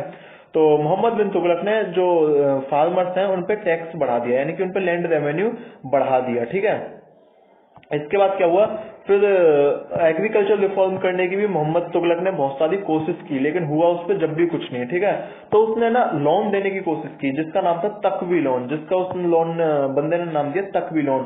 इसने लोन देने की क्या कोशिश की, इसे लग रहा है कि अच्छा यहाँ पे ये वाली फसल ज्यादा है, चलो फसल चेंज कर दो, ठीक है। इसने फसल ही चेंज करा दी, जहाँ पे भीड़ था वहां बादले करा दिए, जहाँ पे भीड़ था वहां बाड़ले करा दिए, जहाँ बाड़ले थे वहां शुगर केन करा दिए, जहाँ शुगर केन थे वहां इसने भीड़ करा दिया कि यहाँ पे तुम भीड़ कर लो, ठीक है। तो इस टाइप से क्या हुआ, इस टाइप से होने लगा नुकसान क्यों होने लगा भाई। आप एक चीज समझो, जो किसान है अगर जो पहले से गेहूं बो रहा है उसे चावल बोने नहीं आते उस टाइम के, तो वो कैसे चावल वावल बोएगा, ठीक है। तो अब जैसे गन्ना कभी बोना ही ना आता हो, गन्ने की फसल बायएनुअल फसल होती है, तो उस चीज को वो कैसे एक्सेप्ट कर पाएगा। तो इस वजह से नुकसान होने लगा, फसल में नुकसान होने लगा, उसने रेवेन्यू बढ़ाया भी लेकिन वो भी काम नहीं कर रहा और जनता इसके विरोध में आने लगी, ठीक है, जनता इसके विरोध में आने लगी। इसके बाद अगर हम बात कर लें फिर, तो इसने एक एग्रीकल्चर के लिए सेपरेट डिपार्टमेंट बनाया था, जिस डिपार्टमेंट का नाम था दीवान अमीर कोहली, ठीक है। ये एग्रीकल्चर के लिए इसका एक स्पेशल डिपार्टमेंट था, ठीक है। और इसके बाद अगर बात करें तो मोहम्मद बिन तुगलक एक ऐसा दिल्ली सल्तनत था जिसके पास एजुकेशन थी, जिसके पास लिटरेरी एजुकेशन यानी कि क्लास में पढ़ा हुआ, रिलीजियस एजुकेशन जैसा कि मैंने बताया वो हिंदूज से भी बात करता था, जिन प्रभा सूरी जो जैन मॉन्क थे उनसे भी बात करी थी इसने। और उसके बाद फिर उसके पास फिलोसफिकल एजुकेशन यानी कि एक फिलोसफिकल, यार समझ जाओ क्या बोलते पता नहीं हिंदी में, फिलोसफिकल एजुकेशन, ठीक है। तो वो रिलीजियस मैटर में बहुत टॉलरेंट था, यहाँ तक कि रिलीजियस मैटर में इतना टॉलरेंट था वो कि अगर कोई भी उसके पास कैसे भी धर्म का बंदा आ रहा है तो बोलता था चलो ठीक है कोई नहीं, है ना। अगर मैं आपको एक किस्सा बताऊं, दिल्ली सल्तनत में लगभग सारे ही ऐसे थे। तो एक बार इल्तुतमिश ने, फिरोज शाह तुगलक की बात है स्पेशली, इल्तुतमिश ने जाके बोला कि भाई साहब रिलीजन चेंज कर दो, भारत का रिलीजन जो है वो भारत का मुसलमान कर दो, यानी कि इस्लाम कर दो, ठीक है। तो उस टाइम भी दिल्ली डायनेस्टी यानी कि तुगलक डायनेस्टी ने इल्तुतमिश के कहने पर भी भारत का रिलीजन, स्टेट रिलीजन कोई भी फॉलो नहीं किया था, ठीक है। सबसे इम्पोर्टेंट बात यही है।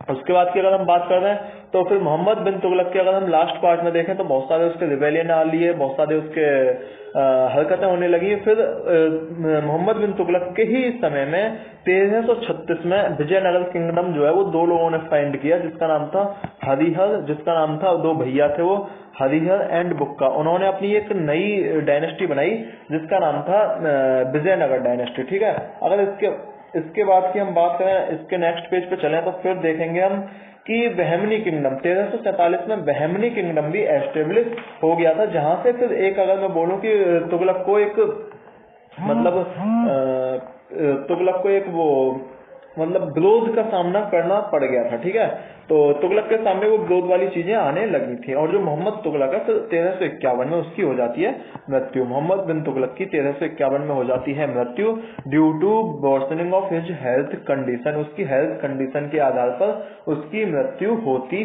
है। ठीक है, और इसकी अगर बात करना है तो जब Mohammad Tughlaq was a mixture of opposite, Barani जो बोलते हैं कि मोहम्मद तुगलक था वो मिक्सचर ऑफ अपोजिट था। ठीक है, और उसकी ही सत्ता में जो तुगलक डायनेस्टी थी वो यहाँ पहुंची और उसकी ही सत्ता में तुगलक डायनेस्टी ऐसे यानी कि उसका पतन होना शुरू हुआ था। किसकी डायनेस्टी में? तुगलक डायनेस्टी में, मोहम्मद बिन तुगलक के कार्यकाल में। अगर क्लाइमैक्स बोल दिया जाए तो भी मोहम्मद बिन तुगलक का कार्यकाल था, अगर उसे लोअर लेवल बोल दिया जाए शुरुआत कब हुई तो वो भी मोहम्मद बिन तुगलक के कार्यकाल में हुई थी। ठीक है, फिरोज शाह तुगलक, नैया डुबा दी हाय दैया, है ना, तो ये बस है। ठीक है, यानी कि फिरोज शाह तुगलक ने तो एकदम कर ही दिया काम तमाम की भाई ना रहेगा बांस ना बजेगी बांसुरी।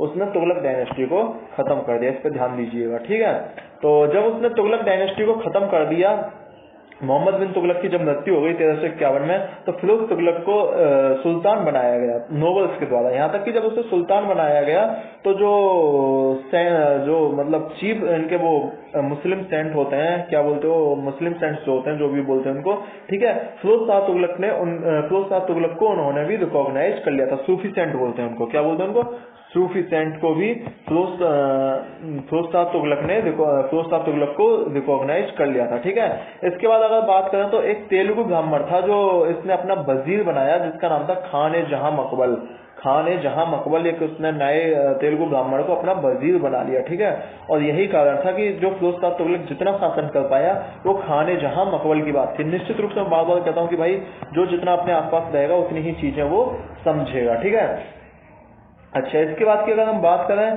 तो हालांकि फिरोज शाह तुगलक की फिर लड़ाई होने लगी, जो फिरोज शाह तुगलक की है वो क्रिएटेड डीप हियर्ड। तो इसके बाद चलते हैं नेक्स्ट न्यूज पे चलते हैं। फिर फिरोज शाह तुगलक ने जब सत्ता हासिल कर ली तो उसने अपनी पोजीशन नॉर्थ इंडिया में एक एस्टेब्लिश करनी चाहिए। हाँ, उसने एक काम किया कि वो साउथ इंडिया में नहीं गया, यानी गया तो लूट लाट के वापस आ गया। वहां पे उसने अपना जो है सत्ता हासिल नहीं की, ये नहीं बोला कि तू राजा बन या मैं राजा बनूं, गया लूटा वापस। ठीक है, ये फिरोज शाह तुगलक की पॉलिसी रही थी।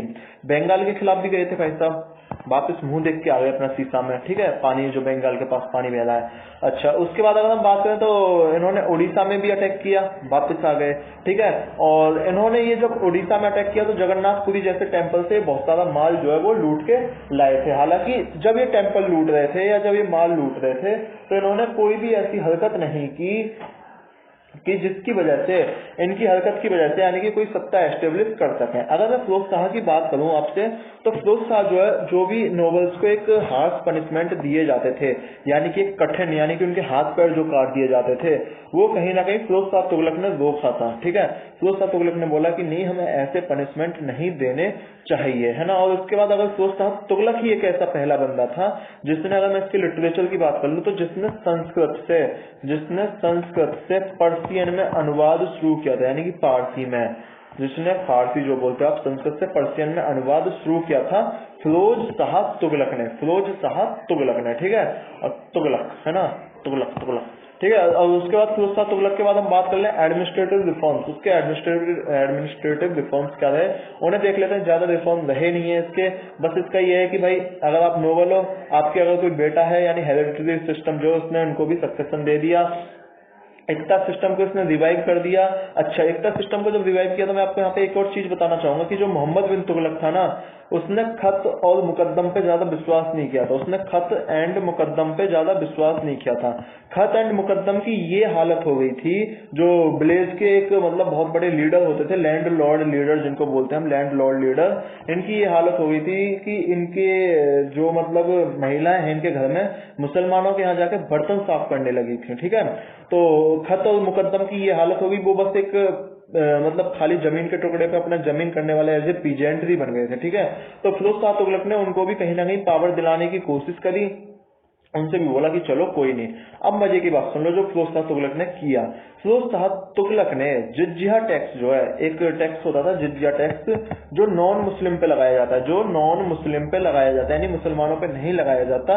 लेकिन पहले के जमाने में क्या था, जिजिया टैक्स पे ब्राह्मण्स को या बहुत सारी एक लिस्ट थी जिनमें छूट मिल जाती थी, ठीक है। लेकिन जिजिया टैक्स जब फिरोज शाह तुगलक ने दोबारा लगाया तो उसने वह टैक्स में बोल दिया कि भाई किसी भी ब्राह्मण को छूट नहीं मिलने वाली है। हालांकि उसने कुछ लोगों को छूट दी, और वो उस लिस्ट में उसने जो छूट दी थी वो वुमेन को, वो चिल्ड्रन को, वो चिल्ड्रन को, और एक तीसरी कैटेगरी में जो छूट दी थी वो उसने डिसेबल्ड लोगों को छूट दी थी। किसने? फिरोज शाह तुगलक ने, ठीक है। इसके बाद अगर हम बात कर लेते द स्पेशल टैक्स ऑन सिंस देवर, अच्छा फिरोज शाह तुगलक जो है वो शिया मुस्लिम और सूफीज के खिलाफ इनटॉलरेंस था, यानी कि हिंदू जो है वो सेकंड ग्रेड सिटीजन मानता था हिंदू को। और अगर इसके बात करूं मैं फिरोज शाह तुगलक का एक एग्जांपल दूं हिंदुओं से कितना चिड़ा बैठा था वो, कि एक बार एक ब्राह्मण कुछ मुस्लिमों को और कुछ हिंदूज को, एक बार ब्राह्मण कुछ हिंदूज और कुछ मुस्लिम्स को प्रीच कर रहे थे, यानी कि भाषण दे रहे थे अपने धर्म के बारे में। भाई बंदे को पता पड़ी, बंदे ने ब्राह्मण को बुलवाया, तुरंत उसे मरवा दिया, ठीक है। तो ये उसकी मतलब बेकार बात थी फिरोज शाह तुगलक की, और ये कहीं ना कहीं उसके पतन का भी कारण था, क्योंकि हिंदू उससे खुश नहीं थे, ठीक है। अगर इसके बाद की बात करें हिंदू उससे खुश नहीं थे, तो सबसे पहले इरिगेशन टैक्स लगाया है वो भी फिरोज शाह तुगलक ने लगाया। जो इरिगेशन टैक्स लगाया था, तो हालांकि इसने जो 200 किलोमीटर का सबसे लॉन्गेस्ट कैनल था सतलज से हांसी जो कैनल था वो भी इसने बनवाया था, ठीक है। इरिगेशन टैक्स भी इसने लगाया था। इसके बाद अगर बात करें, इसने बहुत सारे गार्डन बनवाए, यानी 1200 फ्रूट गार्डन बनवाए। Delhi generating more revenue, Delhi के पास फिर बहुत सारा रेवेन्यू आने लगा। इसने रॉयल फैक्ट्रीज कारखाने बनवाए, ठीक है, जहाँ पे जो इसके स्लेव्स थे। अच्छा, इसकी खासियत क्या थी कि जहाँ ये युद्ध लड़ने भेजता था, है ना, वहां पे बोलता था कि भाई कुछ लड़कों को पकड़ो, ठीक है, जो एज मतलब बॉडी में अच्छे हो उनको पकड़ के लाओ और स्लेव बनाओ, ठीक है, उनसे फिर ये काम करा रहा था, ठीक है। तो यहाँ पे लगभग इससे 1,80,000 के आसपास इसने स्लेव इकट्ठे कर लिए थे, है ना, तो उनसे काम वाम कराता था ये। तो इसके बाद फिर जो है इसने अपने नए टाउन्स भी बनाए, इसने हॉस्पिटल्स भी बनाए। जो फिरोज शाह तुगलक था इसने हॉस्पिटल्स भी बनाए। इसका मानना था कि आप जनता के साथ अच्छा व्यवहार करो, लेकिन जनता भी आपकी जो पॉलिसी है उनको एडेप्ट करे, ठीक है। इसके बाद अगर बात करते हैं तो फिर एक फेमस वन विंग फिरोजाबाद के पास एक नया फोर्ट बना था, रेड फोर्ट, ठीक है, जिसे हम अब फिरोज शाह कोटला के नाम से जानते हैं। अगर मैं ही फिरोज शाह तुगलक की बात करूं तो जो कुतुब मीनार है, कुतुब मीनार और जामा मस्जिद को इसने रिपेयर कराया। और कुतुब मीनार के पास एक मंदिर भी था जो इसने बनवाया, विष्णु टेम्पल था, वो पहले इसमें विष्णु टेम्पल था, ठीक है, विष्णु टेम्पल था, कुतुब मॉस्क्यू उसका नाम है, तो उसने विष्णु टेम्पल को एक मस्जिद में चेंज करवा दिया था, ठीक है। और जो फिरोज शाह के यहाँ स्कॉलर्स रहे वो बरानी जैसे लोग रहे जिन्होंने तारीख फिरोज शाह बुक लिखी थी, है ना। और इसके बाद अगर बात करूं तो फतवा जहांगीर और ख्वाजा अब्दुल मलिक भी थे जिन्होंने एक मतलब फतह उस सुल्तान लिखी थी, ठीक है। और इस बंदे ने खुद भी एक नई बुक लिखी थी जिसका नाम था फतहत ए फिरोज शाही। फतहत ए फिरोज शाही, अगर आपसे पूछ ले कि फिरोज ने कौन सी बुक लिखी तो वो थी फतह ए फिरोज शाही। अब जो फिरोज शाह तुगलक है वो 1328 में उसकी मृत्यु हो जाती है, ठीक है। अब जब 1388 में उसकी मृत्यु हो गई फिरोज शाह तुगलक के बाद, तो उसके बाद एक नई डायनेस्टी आएगी, लोधी डायनेस्टी। तो लोधी डायनेस्टी को हम बाद में डिस्कस करेंगे। हाँ, इससे पहले अच्छा इसके पतन का कारण देख लेते हैं कि जो दिल्ली सुल्तान है उसका पतन क्यों हुआ। देखो, सबसे पहले क्या हुआ था कि दिल्ली सुल्तान में तिमूर ने ही 1398 में एनेक्स कर लिया था, यानी कि वो आने लगा था, सिचुएशन सेंट्रल एशिया की तरफ से आने लगा था। तैमूर के इन्वेजन से बहुत सारे एरियाज फिरोज के हाथ से निकल गए थे, ठीक है। दूसरा, फिरोज का कोई एक ऐसा सक्सेसर नहीं था, फिरोज का कोई एक ऐसा सक्सेसर नहीं था जो चीजों को हैंडल कर सके। इसके बाद तीसरा, अगर फिरोज का कोई सक्सेसर नहीं था तो फिरोज की पॉलिसीज भी इतनी बढ़िया नहीं थी जो दिल्ली सल्तनत को एक लोग तेज की नजर से देखें।